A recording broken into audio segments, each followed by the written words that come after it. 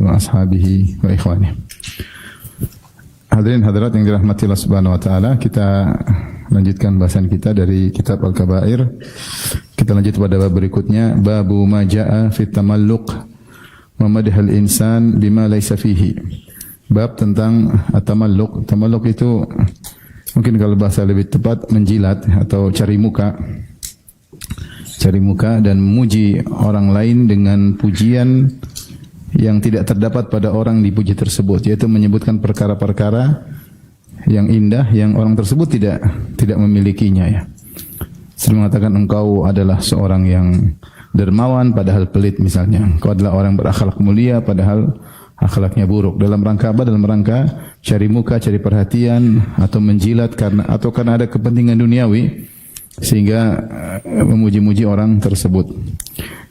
Kemudian Imam Muhammad bin Abdul Wahhab rahimahullah membawakan dalil-dalil di antaranya wa qaulullahi ta'ala, dan firman Allah Subhanahu wa taala, wajtanibu qaulaz zur, dan jauhilah perkataan dusta.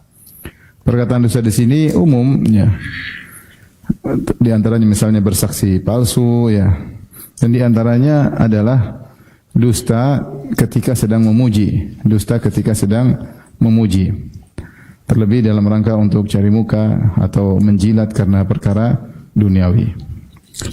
Kemudian beliau membawakan hadis yang terkait dengan bab ini. Kata beliau rahimahullahu taala, wa rawa al-Imam Ahmadu an Abi Dawud. Imam Ahmad meriwayatkan dari Abu Dawud an Syu'bah an Qais ibn Muslim annahu sami'a Tariq Ibn Shihabin yuhaddithu an Abdullah. Dia mendengar dari Tariq bin Shihab meriwayatkan dari Abdullah, dia berkata, ini hadis Ibnu Mas'ud, yaitu maksudnya hadis mauquf, ya. Innar rajula, ini perkataan Ibnu Mas'ud radhiyallahu anhu, beliau berkata, Innar rajula la yakhruju min baitihi wa ma'ahu dinuhu. Sungguh seseorang benar-benar keluar dari rumahnya wa ma'ahu dinuhu. Ketika dia keluar dari rumah, dia masih punya agama. Fayalqar rajula wa lahu ilaihi hajah. Di tengah jalan dia ketemu dengan seseorang dan dia punya kebutuhan terhadap orang tersebut, kebutuhan duniawi. Fayaqulu lahu, akhirnya supaya dia bisa mendapatkan kebutuhan dari orang tersebut, keperluannya, maka dia memuji orang tersebut. Dia berkata, anta kaita wa kaita, engkau begini, engkau begitu. Yusni alaihi, dia pun puji orang tersebut, la'allahu an yaqdhiya min hajati syai'an, dengan harapan orang ini akan memenuhi kebutuhannya meskipun sedikit. Fayaskhatullahu alaihi, maka Allah pun murka kepada dia. Fayarji'u wa ma ma'ahu min dinihi syai', maka dia pun kembali tidak membawa agama sama sekali. Ini adalah hadis mauquf, ya, dari riwayat Ibnu Mas'ud, ya. Kalau hadis marfu dari perkataan Nabi SAW, kalau hadis mauquf dari perkataan para sahabat. Ini perkataan Ibnu Mas'ud. Ibnu Mas'ud menjelaskan ada seorang keluar dari rumahnya, dia masih punya agama. Namun gara-gara urusan duniawi dia ketemu orang, maka dia puji-puji orang tersebut, ya. Puji-puji orang tersebut, cari muka sama orang tersebut, sampai mungkin dia menyebutkan hal-hal yang tidak benar, ya. Cari muka, akhirnya dia berdusta demi untuk mendapatkan keperluan dari orang tersebut. Bisa jadi dia dapatkan, bisa jadi dia tidak dapatkan. Yang jadi masalah setelah itu, Ibnu Mas'ud berkata, fayaskhatullahu alaihi, Allah murka kepadanya. Kenapa? Karena dia dusta, ya, karena dia berbohong. Sehingga dia pulang tidak bawa agama lagi, ya. Dia pulang tidak bawa agama lagi. Bisa jadi keperluannya dipenuhi dan bisa jadi keperluannya tidak dipenuhi. Sudah cari muka, sudah menjilat-jilat, dunia tidak dapat, agamanya hilang. Apakah ada model-model orang seperti ini? Ada, ya. Terutama kalau sudah musim-musim politik, muncul model-model orang seperti ini, ya. Ya, muji-muji untuk dapat sesuatu duniawi, entah jabatan atau yang lainnya, sampai akhirnya berdusta, membela mati-matian. Terkadang dia dapatkan jabatan tersebut sementara agamanya ambles, ya. Terkadang agamanya hilang, dunia pun tidak dia dapatkan, sehingga dia dimurkai oleh Allah dan dunia pun tidak dia dapatkan. Oleh karenanya seorang berusaha untuk tetap dalam kondisi jujur, ya, dan tidak cari muka sama orang lain dan tidak menjilat orang lain. Seorang berusaha memfokuskan dirinya kepada Allah Subhanahu wa taala, cari muka kepada Allah, bukan cari muka kepada manusia. Baik, kita lanjutkan hadis bab berikutnya. Bab berikutnya ya lebih fokus lagi tentang terkait dengan masalah memuji. Babu ma jaa fi nahyi an qaulil insani maddahan. Bab tentang larangan seorang suka memuji-muji, ya. Di sini Al-Imam Muhammad bin Abdul Wahhab rahimahullah akan menyebut tentang adab-adab memuji, ya. Mana yang dilarang agar kita ketahui. Wa qaulullahi ta'ala, Allah berfirman, alam tara ilal ladzina yuzakkuna anfusahum, tidakkah engkau melihat kepada orang-orang yang mensucikan diri mereka, yaitu mentazkiyah, merekomendasi diri mereka, memuji diri mereka. Balillahu yuzakki may yasha, akan tapi Allah lah yang mentazkiyah siapa yang Allah kehendaki. Ayat ini kalau kita lihat konteksnya dalam surat An-Nisa ayat 49 adalah terkait dengan orang-orang Yahudi dan Nasara yang di mana mereka memuji diri mereka. Ibnu Katsir dan juga sebelumnya At-Tabari menyebutkan beberapa pendapat dari kalangan para salaf maksud dari ayat ini. Sebagian salaf berpendapat maknanya, tidakkah engkau melihat kepada orang-orang Yahudi dan Nasara Ahlul Kitab yang yuzakkuna anfusahum, yang memuji diri mereka, maksudnya mereka mengatakan sebagaimana disebut dalam ayat yang lain, nahnu abna'ullahi wa ahibba'uh. Wa qalatil yahudu nasara nahnu abna'ullahi wa ahibba'uh. Kami adalah anak-anak Allah dan kekasih-kekasih Allah, itu kami adalah bangsa pilihan Bani Israel dan kami adalah kekasih-kekasih Allah. Jadi mereka memuji diri mereka sendiri. Ya, dalam ayat yang lain, wa qalu la yadkhulul jannata illa man kana hudan aw nasara. Mereka berkata tidak akan masuk surga kecuali Yahudi dan Nasrani. Jadi mereka memuji diri mereka sendiri. Maka Allah tegur mereka, jangan kalian memuji diri kalian. Pendapat yang lain mengatakan bahwasanya orang-orang Yahudi kalau mereka salat, mereka majukan anak-anak kecil untuk jadi imam salat mereka yang belum balik. Ketika ditanya, kenapa kalian menjadikan anak kecil yang belum balik jadi imam kalian? Kata mereka, anak-anak tersebut tidak punya dosa. Mereka tidak punya dosa, sebagaimana kami nanti seperti mereka juga tidak punya dosa. Ya.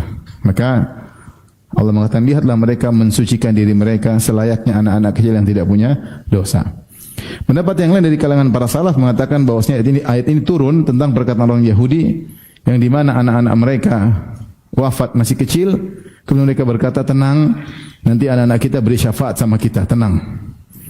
Maka dibantah oleh Allah Subhanahu wa taala, ya bahwasanya kalau mereka pendosa tidak bermanfaat syafaat dari anak-anak kecil mereka, ya. Kalau mereka pendosa, mereka musyrikin, tidak bermanfaat syafaat dari anak-anak yang tidak ada dosa tersebut. Tapi intinya di sini larangan untuk merekomendasi diri sendiri. Alam tara ilal ladzina yuzakkuna anfusahum. Tidakkah engkau melihat kepada orang-orang yang mensucikan diri mereka? Balillahu yuzakki may yasha. Tetapi Allah lah yang mensucikan siapa yang Allah kehendaki. Memuji diri sendiri, ya.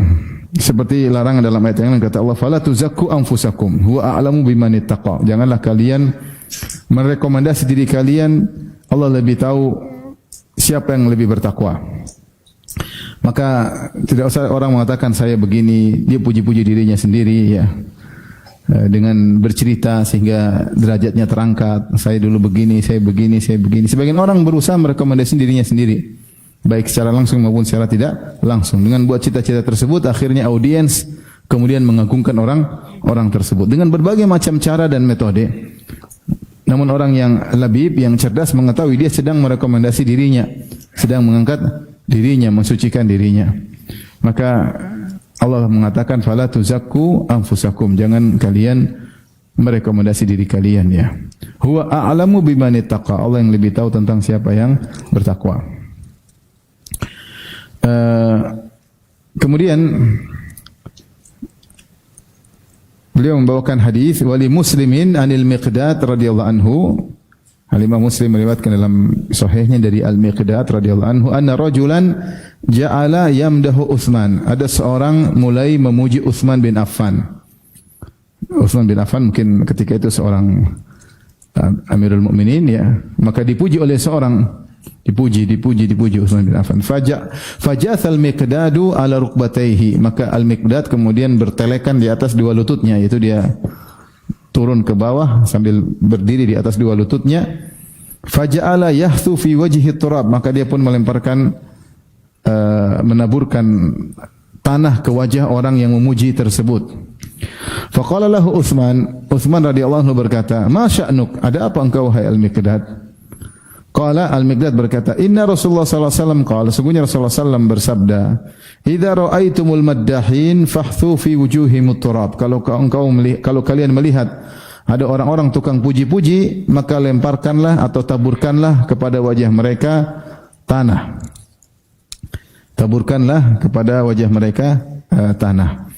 Di sini adab yang disampaikan oleh Nabi sallallahu alaihi wasallam, kalau ada orang suka muji-muji, kerjanya suka muji-muji, lemparkanlah tanah atau pasir ke wajahnya. Dan ini juga dalam hadis yang lain diriwayatkan oleh Ibnu Umar. Ibnu Umar pun demikian. Ketika melihat ada orang suka muji-muji, maka dia pun melemparkan tanah ke wajah orang tersebut.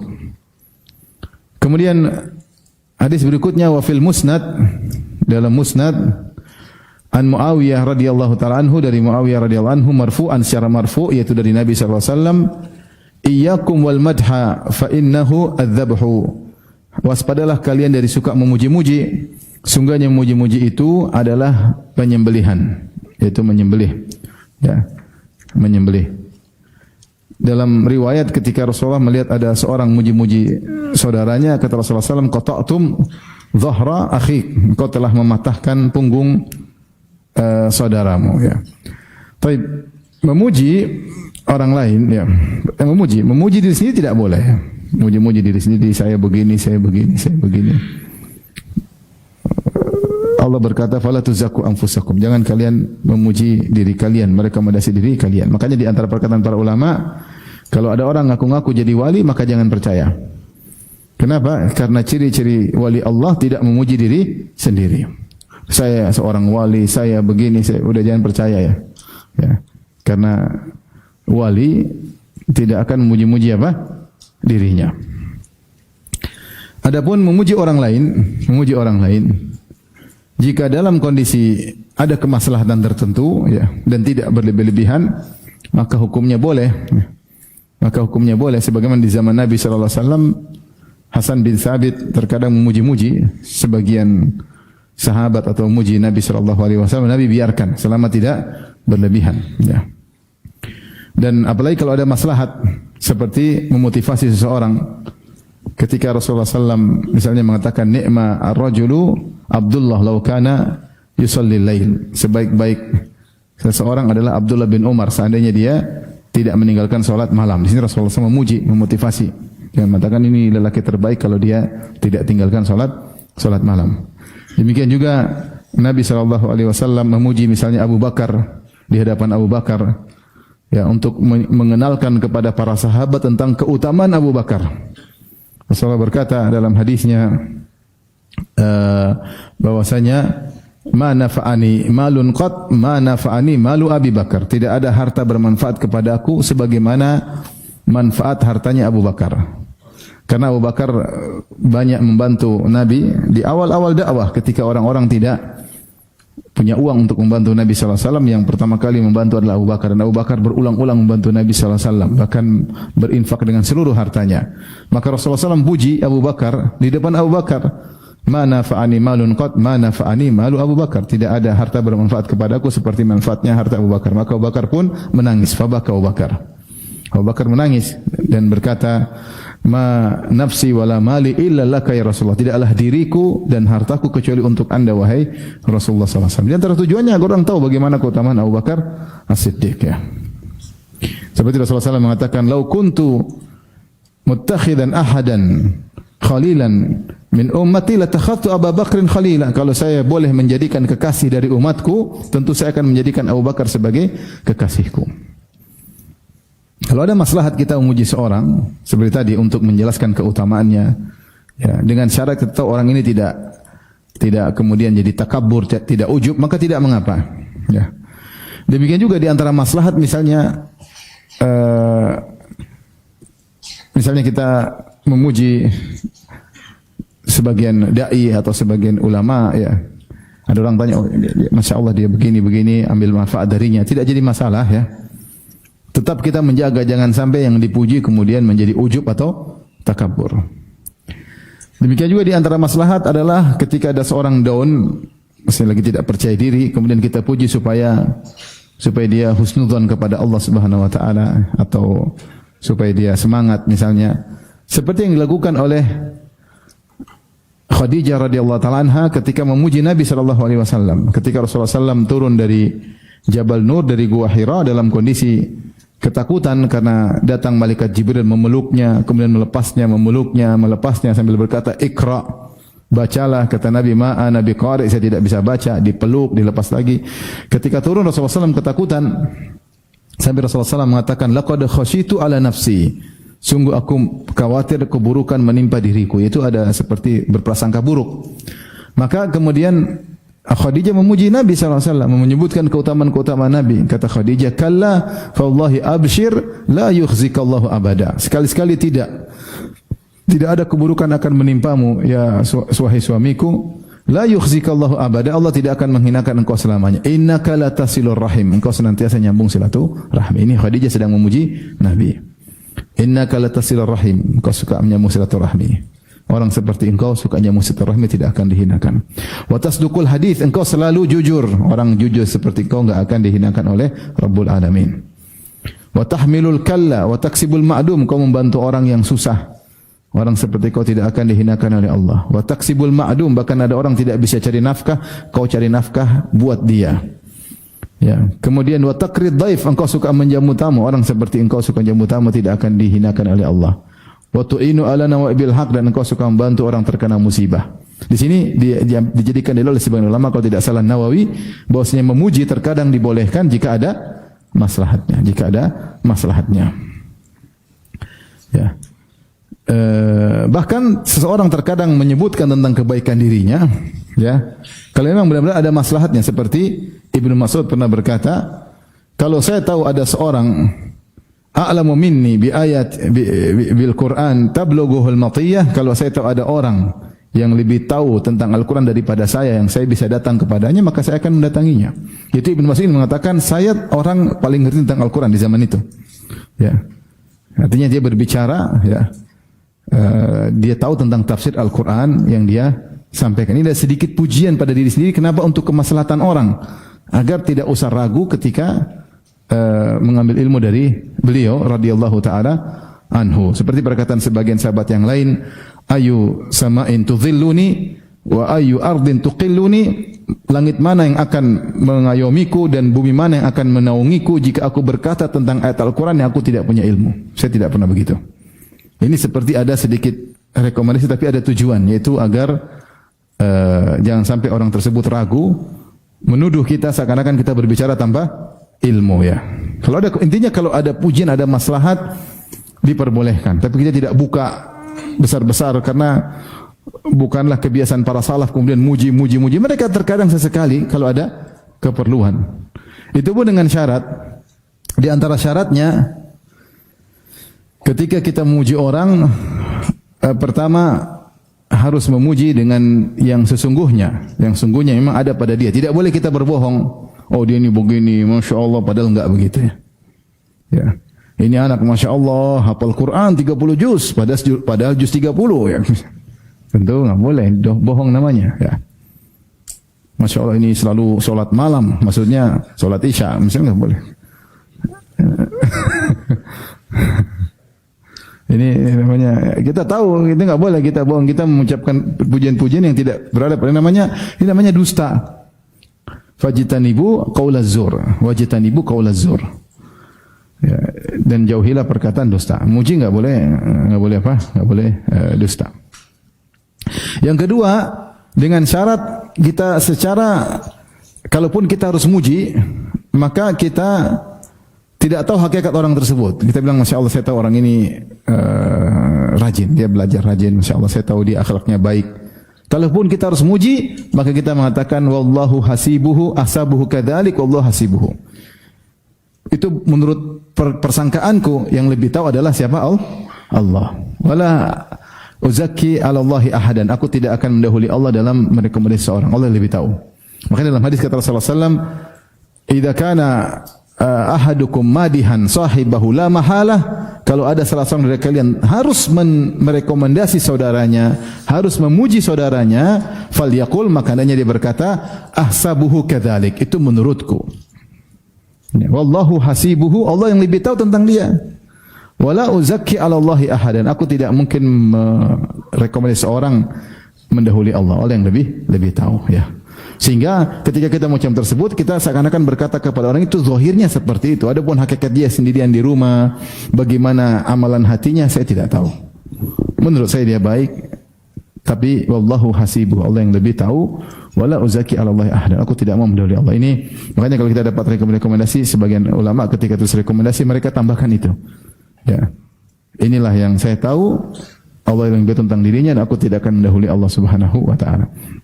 Ini syarat kedua aja. Pertama jujur, yang kedua kalau perlu ditambah tadi untuk menjelaskan bahwasanya kita muji ini berdasarkan zahirnya, batinnya kita tidak tahu. Yang ketiga, dengan syarat orang ini tidak, menurut kita tidak jadi ujub atau makan puji. Kalau orang ini menjadi sombong, menjadi angkuh, maka kita membinasakan dia. Itulah makanya dalam riwayat tadi Rasulullah SAW berkata, "Iyyakum wal madha fa innahu dzabah." Iyyakum wal madha fa innahu dzabah. Waspadalah kalian dari memuji-muji, karena itu adalah seperti kau menyembelih dia. Tadinya agamanya bagus, gara-gara kau puji dia, akhirnya dia makan puji, kemudian jadi merasa besar, hancurlah dia. Timbullah kesombongan dalam dirinya. Padahal kata Rasulullah SAW, la yadkhulul jannata man kana fi qalbi dzarratan min kibr. Tidak masuk surga seorang dalam hatinya ada sedikit pun kesombongan. Allah tidak akan masuk ke dalam surga. Dalam hadis qudsi kata Allah Subhanahu wa taala, al-kibriya'u ridai wal 'azamatu izari. Faman naza'ani fi wahidin minhuma qadaftuhu fin nar. Sungguhnya keagungan, kesombongan adalah selendangku, keagungan adalah sarungku. Siapa yang coba-coba ikut mengusikku, ikut-ikutan mau sombong, mau merasa tinggi, aku lemparkan dalam neraka jahanam. Ya, ada orang kalau sedikit dipuji langsung makan puji. Oh iyalah saya gini lah. Wah ini jangan dipuji lagi habis.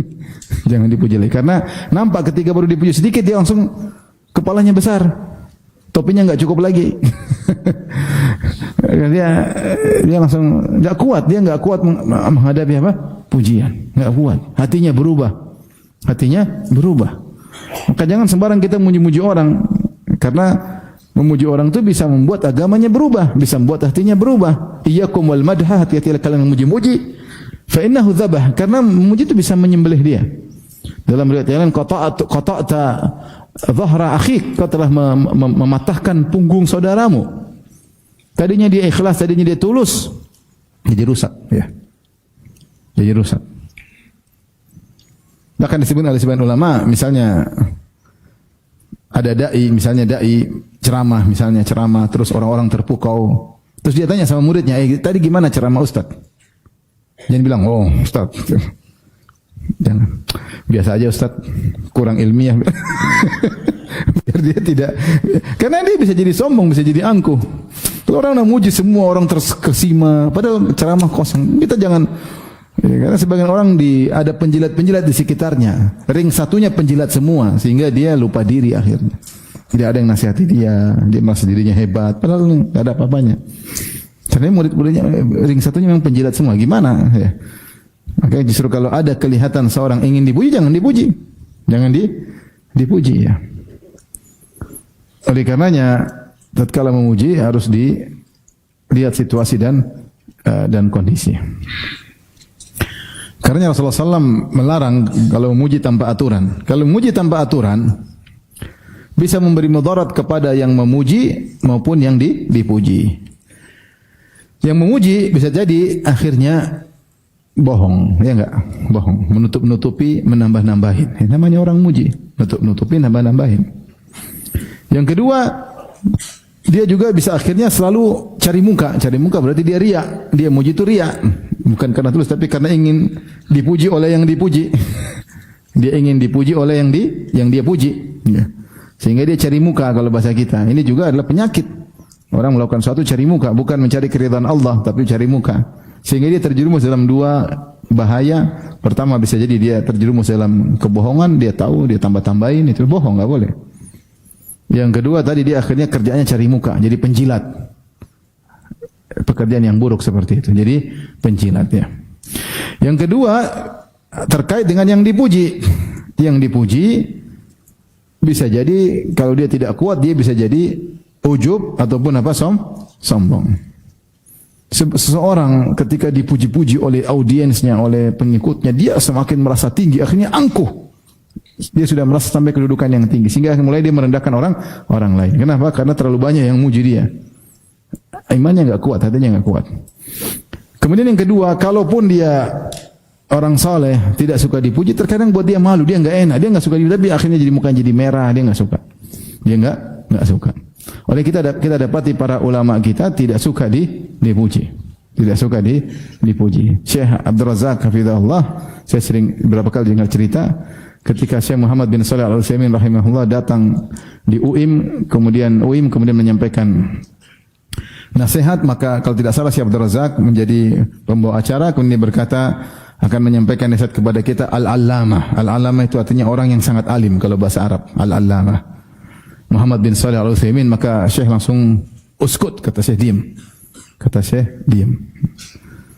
Maksudnya saya tidak suka digitu-gituin ya. Ada juga Syekh bin Bas juga tidak suka digitu, tidak suka puji-puji ya. Karena orang puji terkadang terbawa ya. Padahal kita tahu bahwasanya Syekh Abdul Razak niatnya baik. Maksudnya ini orang memang berhak dikatakan alama. Siapa yang ragu tentang keilmuan Syekh Muhammad bin Shalih Al-Utsaimin rahimahullahu taala? Apa yang disebutkan oleh Syekh suatu hal yang tepat dan benar. Sampai sekarang kita masih kagum dengan ilmunya Syekh Muhammad bin Shalih Al-Utsaimin rahimahullahu taala. Namun begitu beliau tidak suka dipuji, bukan kebiasaan. Para ulama kita suka untuk dipuji. Adapun orang yang suka al-maddah itu memang kerjaannya muji-muji untuk cari duit. Itu namanya maddah. Biasanya datang ke raja-raja, "Oi raja, engkau gini bikin syair-syair, dapat duit." Datang ke seorang kaya, "Engkau gini, oh dulu kakekmu dulu jagoan, padahal kakeknya pengkhianat bangsa misalnya. Engkau dulu gini, puji, dapat duit misalnya." Kata Nabi, kalau kau lihat orang seperti ini, yang kerjaannya muji-muji, kasih tanah. Enggak ada duit, ini tanah buat kau. Lemparkanlah tanah di wajahnya. Lemparlah tanah di wajahnya ya. Kalau orang datang puji-puji antum cari muka, terus kerjaan cari muka supaya ditraktir makan, sebentar. Ambil tanah. Kenapa? Nih enggak ada nasi padang nih. Tukang puji-puji itu merusak hati yang lurus ya. Hati udah lurus baik-baik jadi apa? Jadi rusak ya. Saya pernah menemani kawan, dia menyumbang ya sekitar kalau tidak salah 9M ya untuk bangun masjid. Kemudian saya temani dan dia pengen lihat aja masjidnya seperti apa. Dan dia sudah pesan enggak usah, dia tidak ingin diketahui orang. Tahu-tahu pas dia hadir di acara pengajian, ada seorang ustadz kemudian menyampaikan, "Alhamdulillah, ini adalah sumbangan dari Bapak Fulan." Waduh, mukanya merah, kemudian dia marah beneran, bukan dibuat-buat, marah. Jadi kalau orang malu, ngapain dipuji-puji? Tidak ingin diketahui amalnya, malah disebut-sebut apa? Amalnya ya. Kalau antum punya duit banyak, nyumbang, si fulan ini nyumbang banyak, antum harusnya malu gitu. Jangan sebut-sebut nama. Ya. Nanti banyak cewek matre dekat-dekat kalau ketahuan duitnya banyak. Jadi mau saya hati-hati, kita kadang muji, kita juga perhatian orang itu, jangan sampai kita merusak apa? Agamanya ya. Kalau dia enggak rusak, mungkin tetap dia jaga keikhlasan, kita bikin malu dia enggak pengin dikenal, enggak pengin disanjung-sanjung, dia malu, wajahnya merah. Kita mengganggu dia namanya, mengganggu dia, enggak usah lah. Itulah tadi terkait dengan masalah pujian. Jadi kita katakan pujian itu boleh kalau ada maslahat, dengan jujur dan berkata Allah yang lebih tahu. Ya. Tapi kalau tidak ada maslahatnya maka tidak perlu, karena sangat berbahaya. Betapa banyak orang binasa gara-gara pujian para pengikutnya. Betapa banyak orang sehingga dia membayangkan dirinya padahal kenyataannya tidak demikian karena terlalu banyak pujian yang sampai kepadanya, para penjilat-penjilatnya. Tapi bab berikutnya, babu ma yamhaqul kadhibu minal barakah. Bab tentang kedustaan itu menghilangkan keberkahan. Dusta itu menghilangkan keberkahan. Wa an Hakim bin Hizam radhiyallahu anhu, dari Hakim bin Hizam radhiyallahu taala anhu marfu'an. Dari Hakim bin Hizam radhiyallahu anhu. Hakim bin Hizam sering saya sampaikan dia adalah ponakannya Khadijah radhiyallahu taala anha, dan dialah yang disebutkan membeli budak yaitu Zaid bin al-Harithah, kemudian dia hadiahkan kepada Khadijah. Kemudian Khadijah menghadiahkan Zaid bin al-Harithah kepada Nabi, sehingga Nabi akhirnya menjadikan Zaid bin al-Harithah sebagai anak angkat. Sampai dulu orang kenal dengan Zaid bin Muhammad. Sampai turun firman Allah menegur, "Ud'uuhum li'abaihim huwa aqsatu 'indallah." Serulah mereka dengan nama-nama bapak mereka. Dulu dikenal Zaid bin Muhammad, setelah turun ayat tersebut dalam surat Al-Ahzab, maka kembali disebut Zaid bin Al-Harithah. Dan Hakim bin Hizam ini yang sering membantu Nabi SAW, bahkan ketika Nabi sedang diboikot ketika tahun ke-7 Hijriah, maka dia sering kirim makanan buat Khadijah. Hakim bin Hizam inilah yang orang sangat dermawan sebelum masuk Islam dan setelah masuk Islam. Disebutkan sebelum masuk Islam, dia telah memerdekakan 100 budak, dia telah menyembelih 100 ekor onta kalau tidak salah ya. Dia sangat dermawan Hakim bin Hizam. Ketika dia masuk Islam, maka dia bertanya kepada Nabi, "Ya Rasulullah, bagaimana amalku dahulu?" Saya dulu waktu sebelum Islam dermawan, kata Nabi SAW, "Aslamta ala ma aslafta min khair." Kau masuk Islam dengan membawa seluruh amal solehmu ketika kau masih musyrik. Semua jadi amal soleh. Maka itu diantara bonus orang musyrik kalau masuk Islam. Ada orang musyrik misalnya, ketika dia musyrik, dia melakukan kebaikan dan juga melakukan keburukan. Dia waktu masih musyrik ternyata dia berbakti sama orang tua, dia suka bersedekah, bantu fakir miskin, kemudian dia berakhlak mulia. Tetapi ternyata dia juga minum khamar, dia juga berzina, dia juga main judi, dia juga riba. Tapi ketika dia masuk Islam, seluruh keburukannya nol, seluruh kebaikannya terbawa ke dalam Islam. Ya. Terbawa dalam Islam. Sehingga tidak ada kata terlambat. Ada orang mau jadi mu'alaf masuk Islam, tidak ada terlambat. Semua kebaikanmu yang pernah kau lakukan puluhan tahun akan menjadi amal soleh. Itu diantara cara kita untuk memotivasi orang agar masuk Islam. Bukan berarti kau start dari nol, tidak. Dosamu start dari nol sekarang, tapi pahalamu tidak dari nol. Apa yang sudah kau lakukan selama ini ketika masih musyrik tetap berpahala di sisi Allah Subhanahu wa taala. Maka Rasulullah SAW berkata kepada Hakim bin Hizam, "Aslamta ala ma aslafta min khair." Kau masuk Islam dengan membawa seluruh kebaikan yang pernah kau lakukan, wahai Hakim bin Hizam. Taib, Hakim bin Hizam meriwayatkan dari Nabi secara marfu, Rasulullah bersabda, "Al-bayyi'ani bil khiyar ma lam yatafarraqa." Sungguhnya dua pelaku transaksi berada dalam khiyar majlis malam yatafarraqa, selama mereka berdua belum berpisah dari tempat transaksi. Misalnya dua orang jual beli, saya datang ke toko baju misalnya, kemudian saya beli, "Gimana baju gini?" "Oke." Terus saya bayar. Kemudian saya masih di situ, saya belum pergi meninggalkan toko. Terus saya lihat, loh, kayaknya kurang pas deh, saya kembalikan. Boleh atau tidak? Boleh. Namanya khiyar majlis. Selama masih di majlis tersebut, ya. Itu namanya khiyar al-majlis. Artinya dia khiyar itu masih dia punya pilihan, melanjutkan atau membatalkan. Selama masih dalam majlis boleh. Dan khiyar ini bisa terjadi terkadang bukan cuma di majlis saja, sesuai dengan kesepakatan. Taib, kita nanti 3 hari boleh, ibu boleh lihat 3 hari, kalau nggak cocok kembalikan. Itu namanya khiyar. Dikasih khiyar berapa hari? 3 hari. Tergantung kesepakatan antara penjual dan pembeli. Tapi kalau tidak ada kesepakatan, maka ada khiyar majlis. Selama dalam majlis masih bisa dikembalikan, masih bisa dikembalikan, dibatalkan jual beli tersebut atau nukar dengan yang lainnya.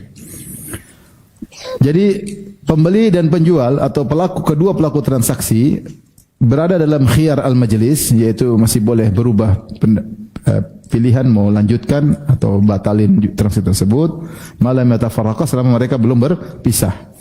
Kemudian kata Nabi SAW, "Fa in sadaqa wa bayyana." Kalau keduanya jujur dan menjelaskan burika lahum fi bai'ihima, maka akan diberkahilah transaksi mereka berdua.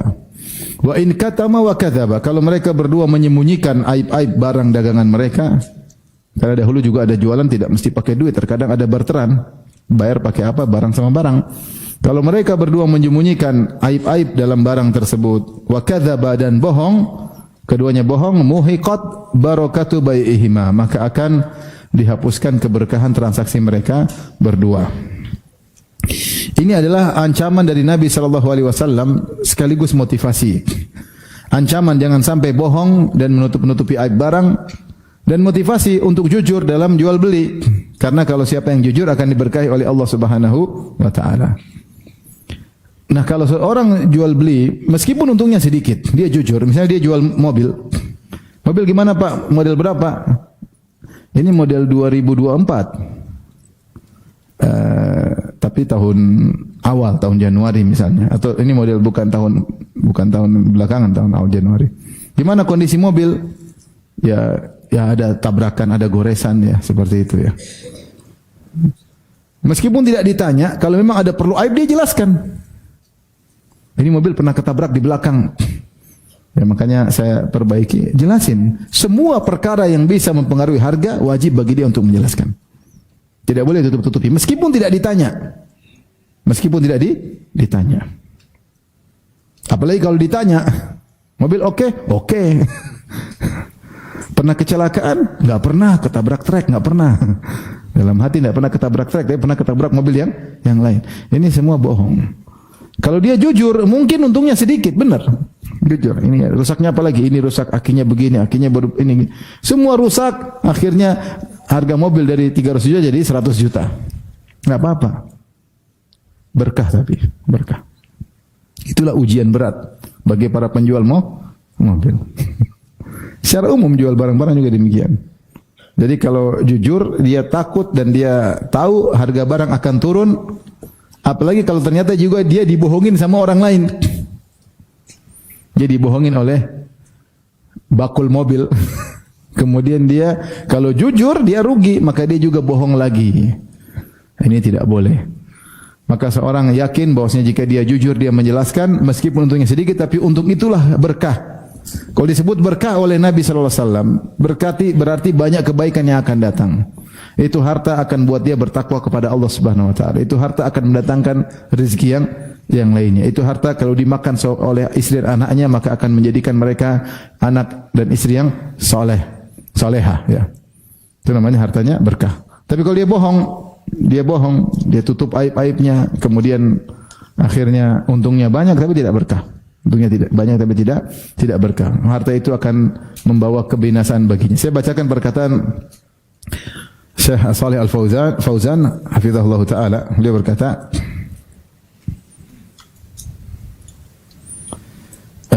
wa in kadzaba aw khana fi bai'ihima wa syira'ihima fa inna Allah la yakhfa 'alaihi syai'. Jika kedua pelaku transaksi tersebut berdusta atau berkhianat dalam jual beli mereka, dalam menjual atau membeli, maka tidak ada sesuatu pun yang tertutupi di sisi Allah. Semuanya Allah tahu. Kau bisa bohongin orang, tapi Allah Maha tahu. Fahuwa muttali'un alaihima. Allah mengetahui perbuatan mereka berdua. Mereka menyembunyikan, mereka bohong, Allah tahu.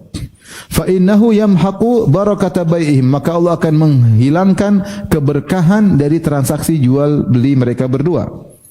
Wa yusbihu malan mamhuqal barakah. Maka jadilah harta yang dia dapatkan tadi menjadi harta yang hilang keberkahannya. Kemudian wa idza muhiqat barakatul mal, kalau ternyata keberkahan suatu harta sudah hilang, lam yantafi' bihi sahibuhu, maka pemilik harta tersebut tidak bisa mengambil manfaat dari harta tersebut. Tidak bisa mengambil manfaat. Fa in tasaddaqa la yuqbal minhu, kalau dia bersedekah tidak diterima sedekahnya. Kenapa? Harta haram. Wa in akala minhu akala haraman, kalau sedekah enggak terima, kalau makan haram. Wa in tarakahu lil warathati husiba alaihi yaumil qiyamah, kalau ini harta ternyata diwariskan kepada anak-anaknya memakannya, dia yang dihisab karena harta haram. Fasara zadahu ilan nari, maka jadilah harta tersebut bekalnya untuk masuk neraka jahanam. Mengerikan. Ini terkadang harus kita Ingat-ingatkan kepada para pedagang, ya. Yang penting keberkahan, untung sedikit berkah. Meskipun untung banyak tapi rusak, keluarga rusak, anak-anak rusak, hati tidak tenang, kemudian hisab panjang masuk neraka jahanam. Waliyadzubillah.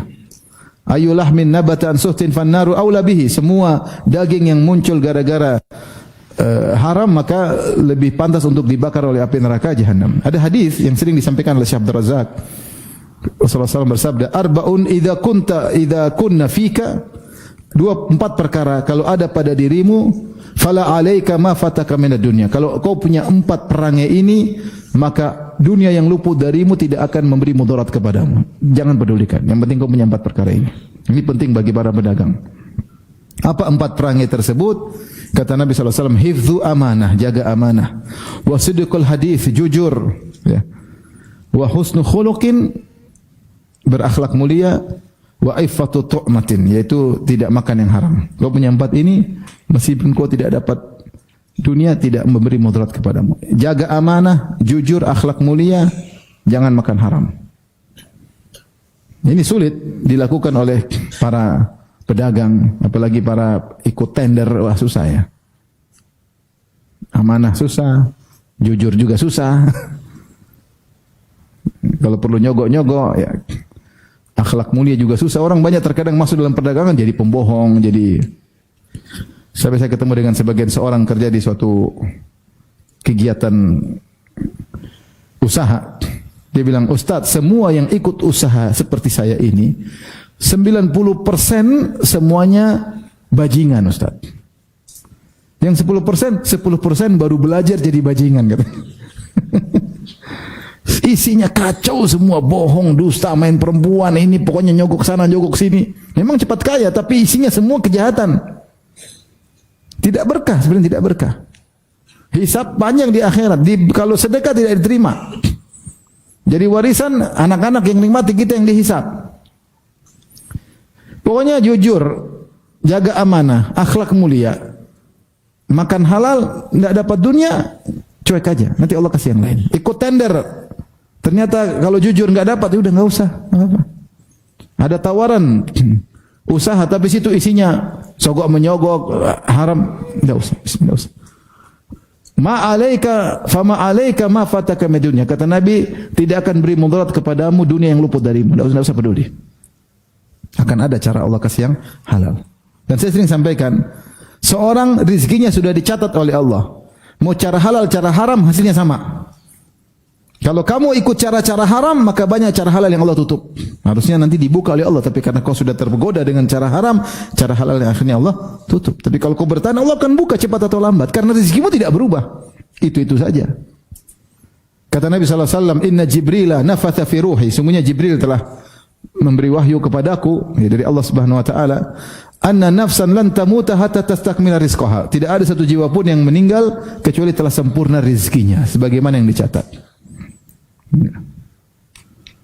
Fa'ajmilu fi talab. Kalau begitu cari harta dengan cara yang baik, jangan ngoyo, ya cari berusaha, tapi jangan sampai 1 hari 25 jam, jangan 24 kerja lemburan 1 jam, jangan.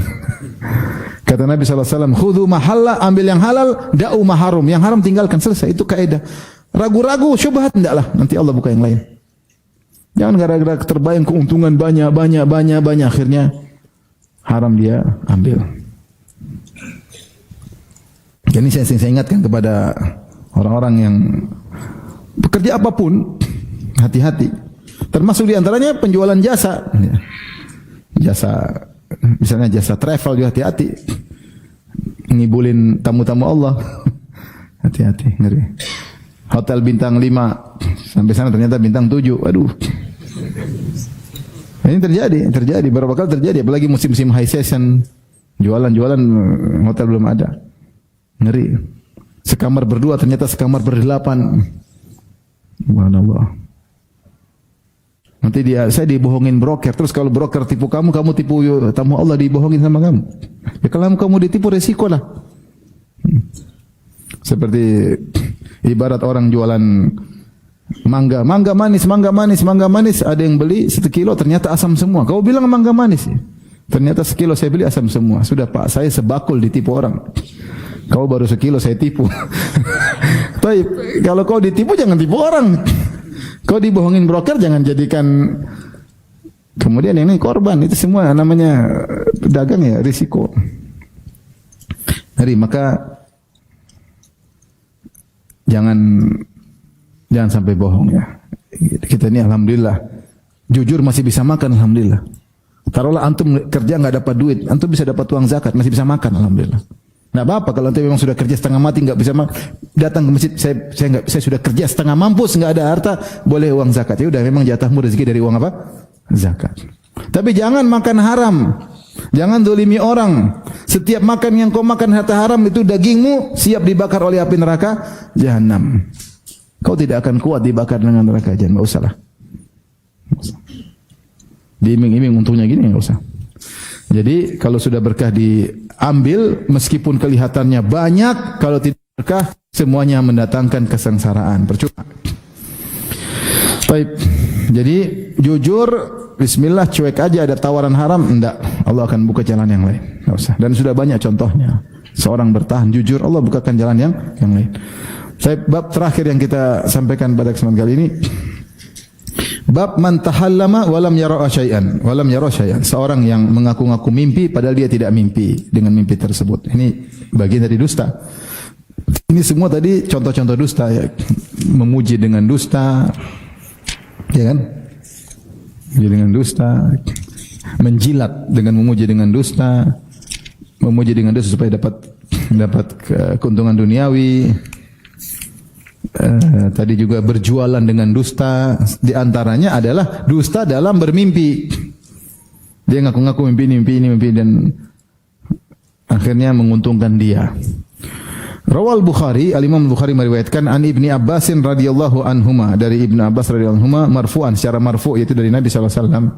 Rasulullah sallallahu alaihi wasallam bersabda, "Man tahallama bihulmin lam yarahu." Siapa yang mengaku-ngaku mimpi melihat sesuatu padahal dia tidak mimpi, kullifa an yaqida baina sya'iratainin, maka dia di hari kiamat kelak disuruh untuk mengikat dua butir gandum. Ya gimana cara mengikat butir dengan butir? Kalau ikat tali baru bisa diikat. Adapun gandum mau ditempelin mana bisa? Enggak bisa. Walan yaf'al, dia tidak bakalan bisa melakukannya. Jadi ini menunjukkan dosa besar. Karena selama dia tidak bisa ngikat biji gandum ke biji gandum yang lain, dia akan diazab terus. Sama seperti tentang orang-orang yang buat lukisan makhluk bernyawa atau membuat patung-patung bernyawa, maka orang seperti ini pada hari kiamat kelak akan disuruh oleh Allah Subhanahu wa taala, kullifa yaumal qiyamati an yanfukha fiha ruh. Maka pada hari kiamat kelak dia disuruh untuk meniupkan ruh pada patung-patung yang dia buat, pada lukisan makhluk bernyawa yang dia buat. Suruh tiup ruh. Walaysa binafik, dan dia tidak bakalan bisa. Selama dia tidak bisa tiup ruh, diazab. Dan setiap patung yang dia bikin semakin azab. Kalau semakin banyak patung, semakin banyak azabnya. Ini maksudnya para ulama mengatakan ini dalil bahwasanya perbuatan ini dosa besar. Dosa terkait mimpi lebih parah daripada dosa terkait alam nyata. Kalau alam nyata kan bisa dicek gini-gini, ternyata dicek. Kalau mimpi siapa yang mau cek? Saya tadi malam mimpi ketemu Nabi. Nabi bilang ada sahabatmu masuk surga. Siapa dia? Kau sahabatku. Saya cek ternyata kau sifat-sifatnya. Oh langsung dia cinta. Oh langsung ditraktir bakso. Mimpi banyak ya. Orang kalau udah mimpi bagaimana mau cek? Enggak apa mau cek, enggak ada bisa cek. Enggak ada bisa cek.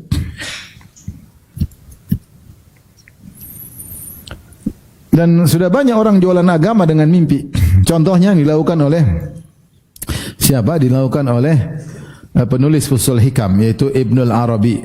Ibnul Arabi, tokoh Wahdatul Wujud, dalam kitab Fusul Hikam, dia bilang di muqaddimahnya, ini buku saya tulis kenapa? Kejadian saya sedang tidur, tahu-tahu saya didatangi oleh Rasulullah sallallahu alaihi wasallam. Kemudian Rasulullah sallallahu mendiktekan saya buku Fusul Hikam, ini sekitar 300 halaman. Kemudian kata Nabi, sebarkanlah buat umatku. Maka sekarang saya sebarkan, saya tidak menambah satu huruf pun dan dia tidak mengurangi satu huruf pun. Kemudian dia sebarin. Taib orang baca, oh ini dari Nabi. Ternyata buku itu isinya Fir'aun masuk surga, subhanallah. Taib, tapi dia kasih mukaddimah, ini pesan dari Nabi. Maka saya amanah saya sampaikan buku ini, saya tidak tambah satu huruf dan saya tidak kurangi satu huruf. Ini dalam kitab Fusul Hikam. Bukan Ibnul Arabi, Ibnu Arabi tanpa alif lam. Ibnu Arabi. Kalau Ibnul Arabi Al-Maliki. Ya, ini Ibnu Arabi, pemilik Wahdatul Wujud. Dalam mukaddimah kitab Fusul Hikam dia mengatakan ini dari mimpi dari Nabi sallallahu alaihi wasallam. Ternyata kita baca Fir'aun masuk apa? Surga. Tapi lagi pula lama kali mimpinya, berarti Rasulullah diktekan 3 halaman. Pertama, yang kedua hafalannya kuat berarti kan. 3 halaman itu panjang enggak? Panjang. Kemudian dia bangun, catat. Jelas membohong. Jelas apa? Membohong. Seperti ini, mimpi tapi bohong. Karena jelas mimpinya bohong. Gimana dia mau dengar 3 halaman atau 2 halaman dalam satu mimpi, kemudian dia bisa ungkapkan semuanya, dia bilang saya tidak tambah satu huruf pun, tidak saya kurangi satu huruf pun. Jelas dia bohong. Seperti Syekh Abdul Razak cerita, ada buku, dia pernah dapat buku isinya zikir-zikir bid'ah, bahkan ada isi syirik-syirik. Orang kalau baca kata Syekh, tidak mungkin dia mau terima buku ini karena zikir ngawur-ngawur semua. Ternyata di akhirnya ditulis, sebenarnya saya tulis buku ini udah lama, kata penulisnya. Cuma saya ragu-ragu untuk nyebarin atau tidak. Sampai akhirnya saya tidur, Nabi datang. Apa yang buat kau ragu nyebarin buku tersebut? Sebarkanlah manfaat buat umat. Saya bangun, tapi saya masih ragu-ragu, saya tidak sebarkan lagi. Saya mimpi lagi, datang Abu Bakar.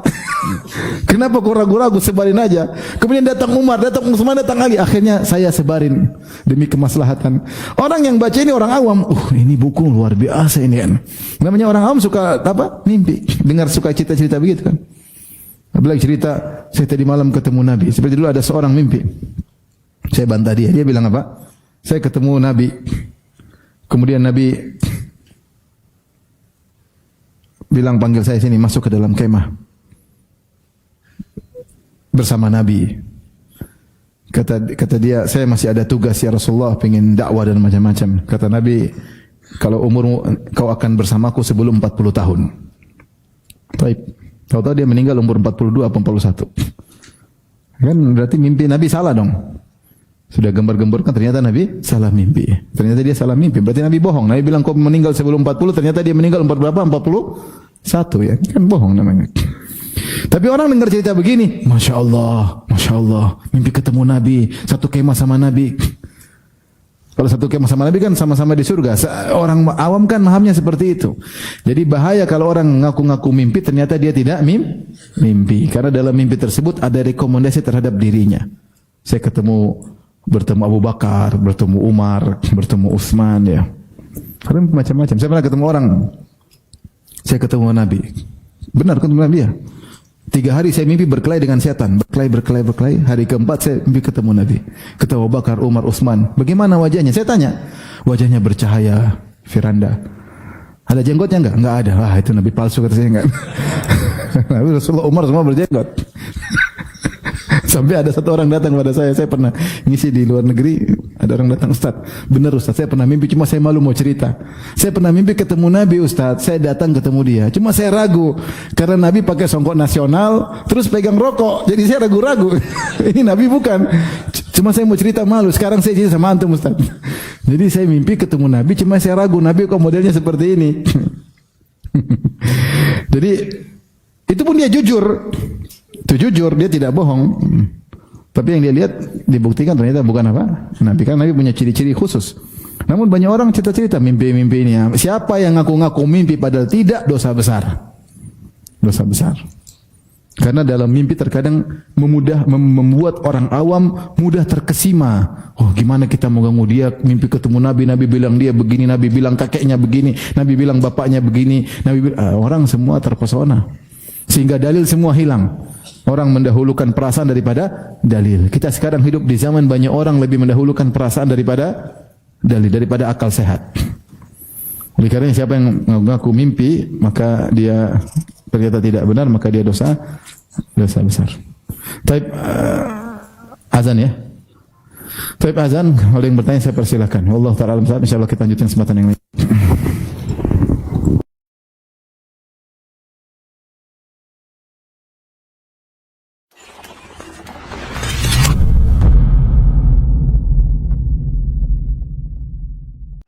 أعوذ بالله من الشيطان الرجيم بسم الله الرحمن الرحيم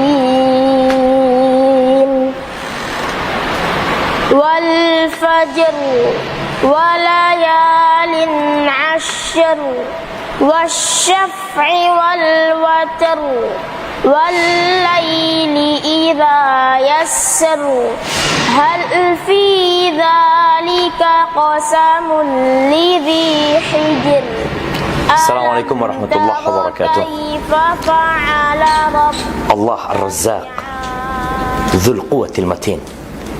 Dialah yang memberikan rezeki dan dialah yang maha kuat dan maha perkasa. Kelak rezeki yang Allah berikan kepada kita akan ditanya dari mana kita mendapatkan dan kemana kita infakkan. Alhamdulillah, Yayasan An-Najiyat membangun sebuah pesantren dengan nama Ma'had Al-Afaf yang berada di Pasaman Barat.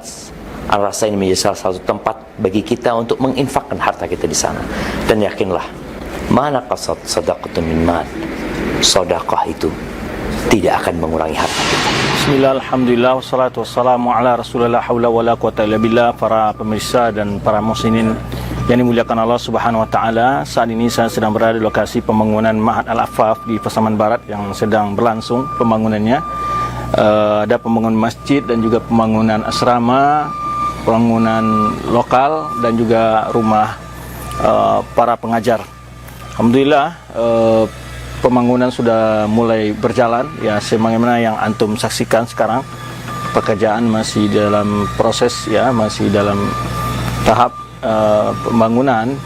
Kami tetap berharap dukungan doa dari antum, semoga pembangunan Ma'had Al-Afaf ini dimudahkan secepatnya bisa kita manfaatkan untuk pendidikan putra-putri kita dan mencetak generasi Islam yang akan sebagai penerus generasi ya umat ini dan juga bagi pembangunan bangsa dan negara kita ke depannya. Maka tidak lupa kami berharap kepada antum semua doanya dan juga dukungan donasi ataupun yang bisa diberikan untuk masukan-masukan untuk pembangunan, kelancaran pembangunan ini. Dan kami juga mengucapkan terima kasih banyak jazakumullah khairan bagi para donatur yang telah menyisakan sebagian hartanya untuk mendukung pembangunan Ma'had Al-Afaf ini, di mana membutuhkan dana dukungan ya, walaupun dana utamanya datang dari seorang muhsinin atau donatur dari negara Kuwait, namun ada dana pendamping untuk kesempurnaan dari dana utama yang telah direncanakan di dalam sebuah program ini. Saudara-saudari kaum muslimin dan muslimat, saya Abu Zubair Hawari dari Pekanbaru. Bersama video ini saya ingin mengetuk pintu hati kaum muslimin dan muslimat untuk bersama-sama berjuang membantu pembangunan pondok pesantren Al-Afaf di Pasaman yang dibina oleh Ustadz Dr. Ali Musri Semjan dan juga Ustadz Desman Caniago. Nah, pondok pesantren adalah benteng anak-anak kita, tempat mereka dibina, dididik menjadi generasi-generasi muslim yang bertakwa dan istiqomah. Saat ini pondok pesantren Al-Afaf masih membutuhkan uluran tangan para donatur untuk menyelesaikan pembangunan. Apabila Anda, saya, kita semua bersama-sama, insya Allah menjadi ringan. Sedikit yang engkau infakkan, maka berlipat ganda di sisi Allah Subhanahu wa ta'ala. Tinggalkan jejakmu di dunia, engkau wafat, pahala masih mengalir terus karena sedekah jariahmu. Ayo mari berinfak untuk pembangunan pondok pesantren. من هذا الذي يرزقكم إن أمسك. Assalamualaikum warahmatullahi wabarakatuh. Alhamdulillahirrahmanirrahim. Wassalatu wassalamu ala asyrafil anbiya'i wal mursalin wa ala alihi wa sahbihi ajma'in. Amma ba'd. Kaum muslimin dan muslimat dimuliakan Allah Subhanahu wa taala, Yayasan An-Najiyah Pasaman Barat sedang membangun sebuah komplek pendidikan yaitu Ma'had Al-Afaf, Yayasan Najiyah Pasaman Barat. Alhamdulillah, pembangunan ini membutuhkan biaya yang sangat besar. yang kita memang ada bantuan, tapi kita harus mengumpulkan dana pendamping, yaitu 5 miliar. Maka oleh karena itu kita mengajak pemirsa yang mulia Allah Subhanahu wa taala, mari kita bersama-sama untuk mensukseskan pembangunan ini dan mencukupi kekurangan yang ada. Semoga Allah Subhanahu wa taala memberikan balasan yang berlipat ganda. Kirimkan wakaf dan donasi Anda ke nomor rekening yang tertera di layar kaca Anda. Terima kasih banyak. Wassalamualaikum warahmatullahi wabarakatuh. Assalamualaikum warahmatullahi wabarakatuh. أَمَّنْ هَذَا الَّذِي يَرْزُقُكُمْ إِنْ أَمْسَكَ رِزْقَهُ بَلْ لَجُّوا فِي عُتُوٍّ وَنُفُورٍ أَفَمَنْ يَمْشِي مُكِبًّا عَلَى وَجْهِهِ أَهْدَى أَمَّنْ يَمْشِي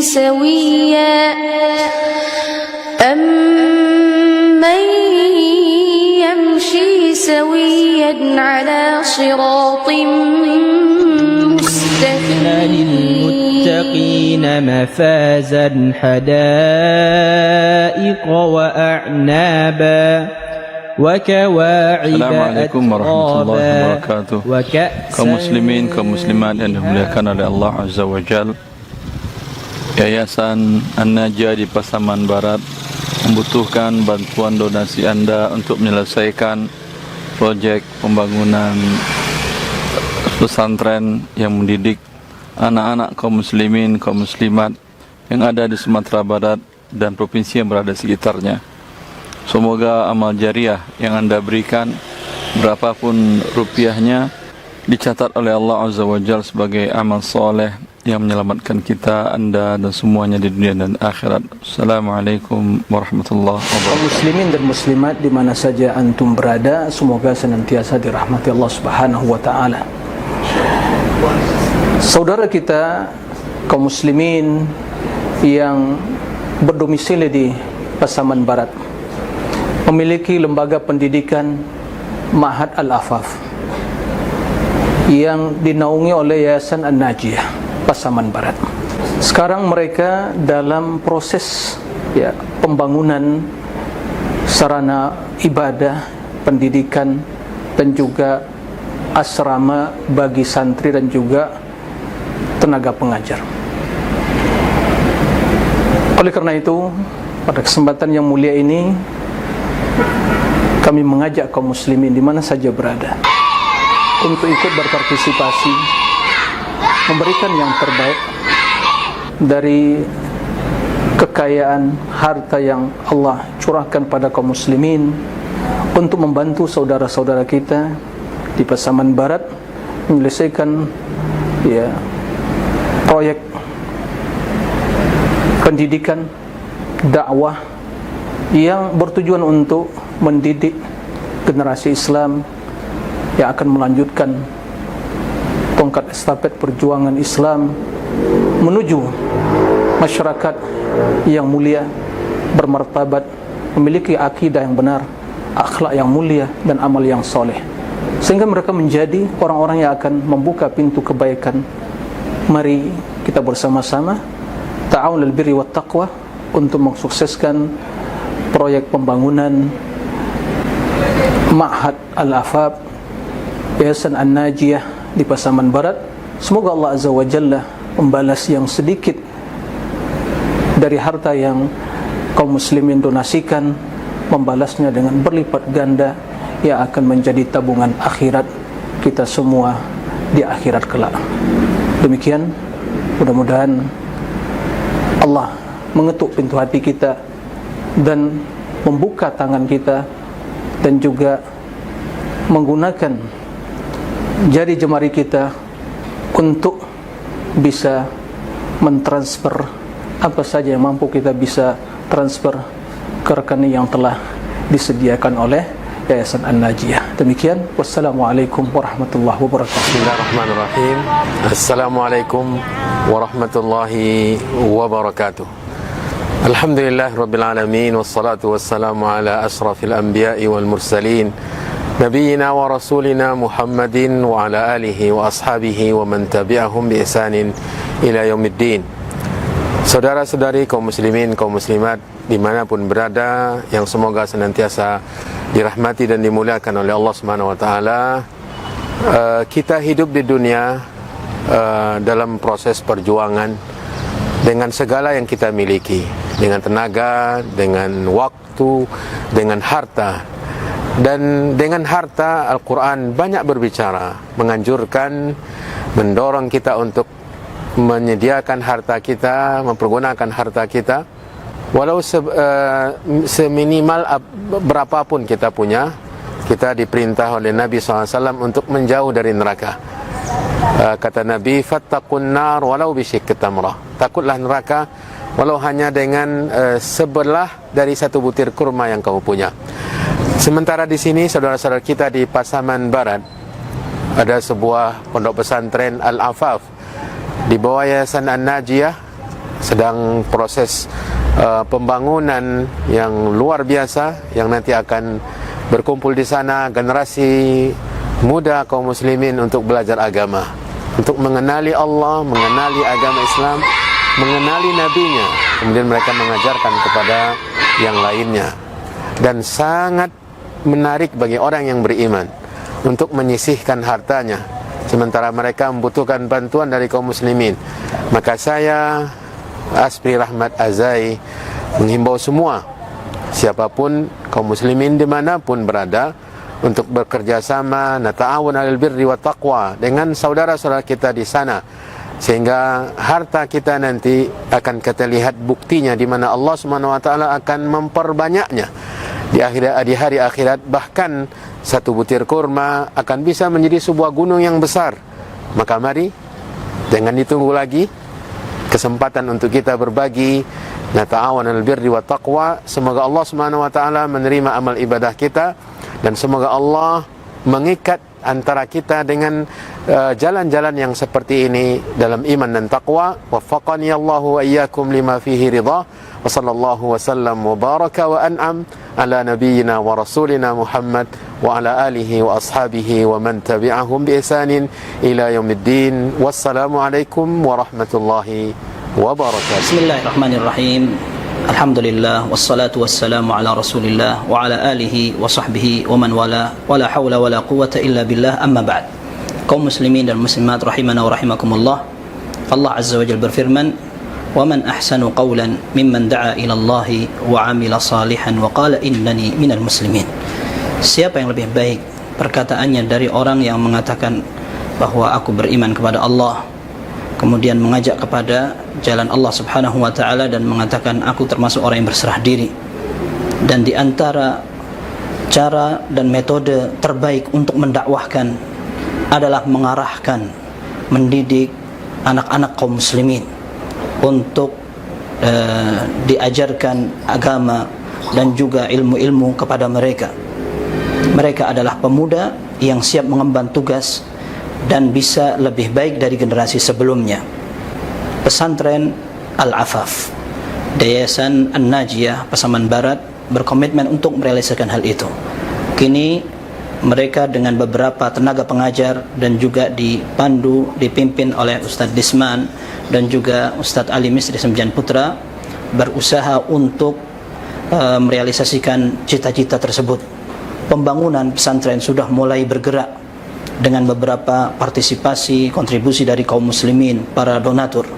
Maka kami juga membuka kesempatan mengajak kepada kaum muslimin untuk turut serta mengambil bagian dari jatah akhirat tersebut. Semoga Allah Azza wa Jalla menjadikan harta kita semua menjadi lebih berkah, berkembang, dan bisa kita bawa menghadap Allah Subhanahu wa taala. Wallahu a'lam bissawab. Sallallahu wasallam wa baraka ala abdihi wa rasulih Muhammad wa ala alihi wa sahbihi ajma'in. Walhamdulillahirabbil alamin.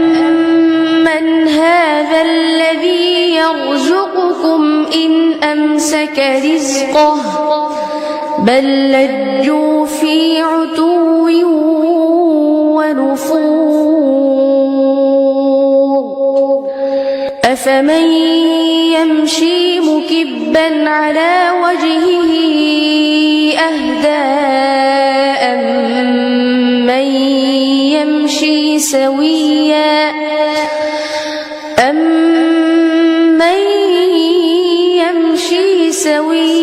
على صراط مستقيم.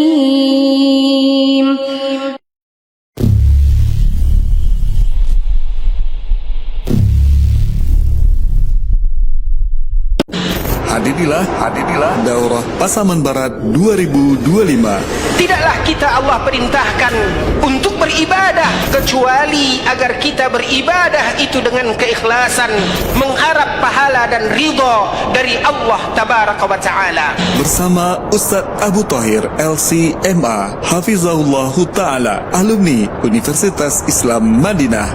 Tabligh Akbar hari Jumat 21 Februari 2025 Ba'da Maghrib dengan tema Sucikan Hati dan Tinggikan Akhlak. Daurah Fikir Ramadan Sabtu dan Ahad 22 dan 23 Februari 2025 dimulai pukul 8 pagi dengan sesi-sesi menarik hingga malam hari. Maka satu ibadah dan ketaatan yang dilakukan tanpa keikhlasan, sesungguhnya hal itu akan membuat ibadah tersebut ditolak oleh Allah Subhanahu wa Ta'ala. Lokasi acara Masjid Umar bin Khattab, Jalan Lingkar Tamiang, Simpang 4, Pasaman Barat, Sumatera Barat.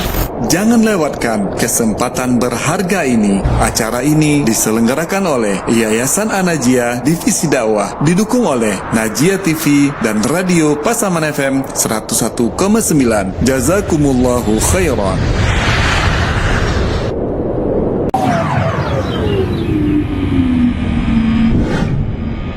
يا أيها الذين آمنوا أنفقوا من طيبات ما كسبتم ومما أخرجنا لكم من الأرض ولا تيمموا الخبيث منه تنفقون ولستم بآخذيه إلا أن تغمضوا فيه واعلموا أن الله غني حميد الشيطان يعدكم الفقر ويأمركم بالفحشاء والله يعدكم مغفرة منه وفضلا والله واسع عليم يؤتي الحكمة من يشاء ومن يؤت الحكمة فقد أوتي خيرا. Bismillahirrahmanirrahim. Alhamdulillahirabbil alamin. Wassalatu wassalamu ala Rasulillah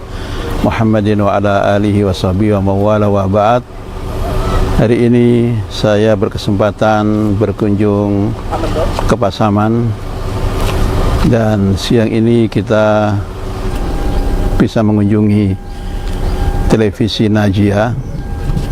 Masya Allah Ta'ala, televisi ini sudah banyak memberikan manfaat kepada Islam dan kaum muslimin yang ada di Pasaman secara khusus dan wilayah-wilayah sekitarnya secara umum, karena televisi ini sudah pakai satelit sehingga bukan hanya mereka di Sumatera yang bisa menikmatinya, bahkan di luarnya mereka juga bisa menikmatinya.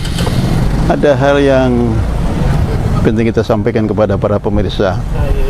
Ternyata untuk operasional kegiatan televisi ini tidak kurang 45 juta harus mereka keluarkan setiap bulan, dan donasi yang terkumpul tidak lebih dari 15 juta. Maka saya mengetuk kepada para pemirsa Najiyah TV dan yang lainnya untuk bisa menemani donasinya kepada televisi ini sehingga kegiatan yang mereka laksanakan bertambah lebih lancar di hari-hari mendatang insyaallah ta'ala. Demikian sedikit yang bisa kita sampaikan. Wassalamualaikum warahmatullahi wabarakatuh.